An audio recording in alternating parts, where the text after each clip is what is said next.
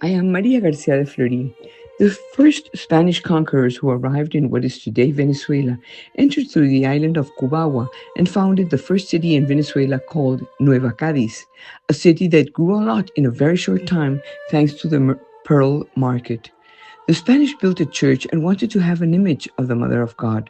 For this reason, they commissioned an image of the Virgin from Spain in her dedication to the Immaculate Conception. The image arrived on the island in 1530 and the city was placed under her protection.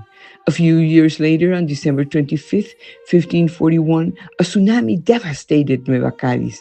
The natives ran to the church to take out the Virgin to save her and decided to prevent for new cataclysms that it would be better to take her to the largest island, which is the one we call Margarita. There they took her to the hacienda in Central Valley of the island, where they built a small hermitage for her in 1542. As time went by, they called her the Immaculate Virgin who is in the Valley of the Holy Spirit. That is how she ended up being called the Virgin of the Valley. In the year 1608, Margarita Island experienced a great drought. Faced with the tragedy that was upon them, the inhabitants decided to take out the Virgin in procession to the capital of the island called Asunción. According to history, the moment the procession reached the city, the sky was covered with black clouds and heavy rain began to fall over the entire island. It was a miracle. They call her the Virgin of the Sailor, the Virgin Patriotic, because, for example, General Juan Bautista Arizmendi, the most recognized Margarita hero of the independence struggles, always said that he had been saved from a bullet that went straight to his heart but collided with a medal of the Virgin that he was wearing on his chest, and nothing happened to him. The image of the Virgin of the Valley is found in the minor basilica of Our Lady of the Valley of the Holy Spirit on an altar prepared specially for her.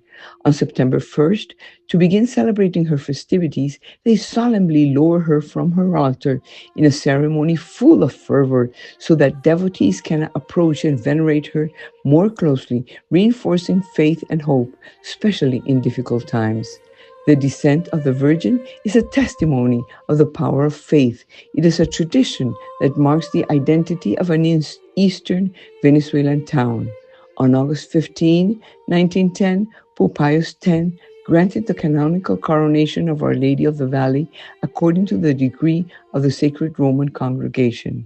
But it was the following year, in 1911, on September 8, the day on which the birth of the Virgin Mary is celebrated, that Bishop Antonio Maria Duran of the Diocese of St. Thomas of Guayana, and by extension the Diocese of Eastern and Southern Venezuela, performed the coronation of the Virgin. Therefore, that day is taken for the celebration of her day. That day, the image goes out in procession through the streets and then remains on a throne inside the basilica within reach of the faithful for the next 3 months.